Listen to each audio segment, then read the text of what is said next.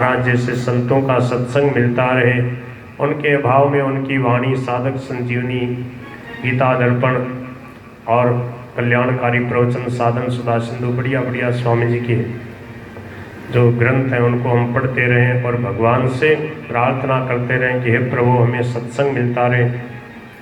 सत्संग करने से क्या होता है, सत्संग क्यों करें?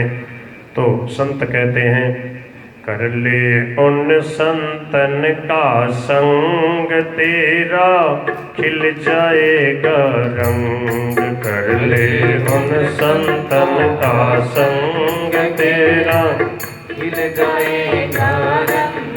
तेरा खिल जाएगा रंग, तेरा सुधर जाएगा ढंग। तेरा खिल जाए 55 नंबर का पेज 55 नंबर चेतावनी। कर ले उन संतन का संग तेरा खिल जाएगा रंग। कर ले उन संतों का संग तेरा खिल जाएगा रंग। स्वामी जी महाराज का जीवन कैसा रहा? देखो स्वामी जी के लिए समझो ये पूरा भजन बनाया बजरंग जी ने। हर सबका हित करने के खातिर कमर कसी दिन रात। सबका हित करने के खातिर कमर कसी दिन रात। दिन रात कमर कस के लगे हुए स्वामी जी महाराज कहते, आप सोचते हो कि बाबा जी मौज करें? बोले आपके रविवार की तो छुट्टी होती है, हमारे रविवार की भी छुट्टी नहीं होती। और रविवार के दिन स्वामी जी जब चौमासा वगैरह होता, मैंने कई बार देखा, बोले थोड़ा थोड़ा आगे सरक जाओ, आज ज़्यादा लोगों के आने की उम्मीद है, तो रविवार के दिन तो थोड़ा ज़्यादा ही और भले ही बोलना पड़े। बताओ। और तीनों टाइम सत्संग करते थे, मौका मिलता तो चौथे टाइम भी सत्संग करते। तो सबका हित करने के खातिर कमर कसी दिन रात। सबका हित करने के खातिर कमर कसी दिन रात। अरे अपना कुछ भी स्वार्थ नहीं, अपना कुछ भी स्वार्थ नहीं। अरे बड़ी अनोखी बात कर ले उन संतन का संग तेरा खिल जाएगा रंग। कर ले उन संतन का संग तेरा खिल जाएगा रंग। ओ तेरा खिल जाएगा रंग, तेरा सुधर जाएगा ढंग। तेरा खिल जाएगा रंग, तेरा सुधर जाएगा ढंग। यहाँ जाओ, यहाँ बैठ जाओ, थोड़ा दिखेगा लोग। मथुर साहब जी को कुछ बात याद आई तो हमरा कुछ विशेष बात याद आवे तो छूट है, बढ़िया मिलजुल के सत्संग का आनंद लेना। स्वामी जी महाराज का ये लक्ष्य रहता था कि कोई साधक का साधन में कोई बाधा हो, वो साधन की कोई बाधा मिटाने की बात पूछना चाहे तो स्वामी जी ने कह रखा था मेरे को आधी रात को भी जगा कर पूछ सकते हैं। जी बिल्कुल।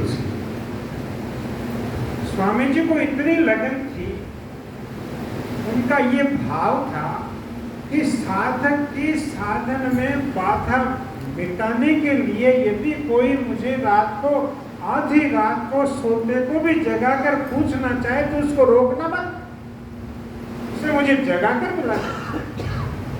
इतनी लगन थी उनकी। इसलिए जो गीता की टीका लिखी है वो भी महाराज जी ने उसका नाम ही साधक संजीवनी रखा। और बजरंग जी ने जो साधक संजीवनी की महिमा में दोहा लिखा है, साधन पथ बाधा समत। साधन पथ की बाधा को मिटाने वाली है ये साधक संजीवनी। इसकी महिमा में 4 दोहे लिखे हैं, उनका अर्थ उस पुस्तक में लिखा है जो भी छपी है, गीता दर्पण के श्लोकों की संदर्शिका पुस्तक छपी है, उन 4 दोहों का भी अर्थ लिखा है। पुस्तक मिल जाएगी, अभी आपको सब लेके जाना और उसको ध्यान से पढ़ना। इन पुस्तकों को अवेयर कर रखना, कहीं रद्दी में मत बेच देना। पढ़ो नहीं पढ़ो तो भी उसको अवेयर कर रखना। सेठ जी, स्वामी जी महाराज सब ये कहते हैं कि गीता प्रेस की, गीता की, रामायण की पुस्तक पढ़ी पढ़ी भी कल्याण करती है, इसलिए उनको अवेयर कर रखना। गीता प्रेस की पुस्तक भी मिलेगी और वो संदर्शिका भी मिलेगी। निवेदन इतना है कि जिनको ये संदर्शिका कल मिल गई है वो दोबारा न लें और वो आज गीता प्रेस की दूसरी पुस्तक ले लें, और जिनको जो कल नहीं आए थे उनको वो संदर्शिका की पुस्तक लें। प्रणाम। बहुत सुंदर।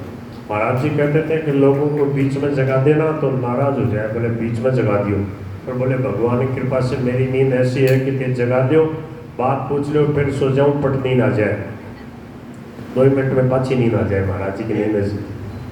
अभी मैं रामसेव आश्रम गया था, एक हफ्ता रहा था। वहाँ पर मेरे को वो मिले जिन्होंने साधक संजीवनी लिखी है। महाराज जी ने तो बोली है, उन्होंने लिखी है। राजेंद्र जी धवन। राजेंद्र जी धवन वो बता रहे थे अपनी बात। पहली बात तो उन्होंने ये बताई कि मेरे को भीड़ में से हाथ पकड़ करके लेके आए, भीड़ में से हाथ पकड़ करके लेके आए, और जब तक वो रहे महाराज जी तब तक राजेंद्र जी उनके पास रहे, जो पुस्तक लिखाना चाहे वो लिखी उन्होंने। वो ये उन्होंने ये बात कही। एक दिन महाराज जी 3 बजे उठकर लिखाना शुरू करते थे।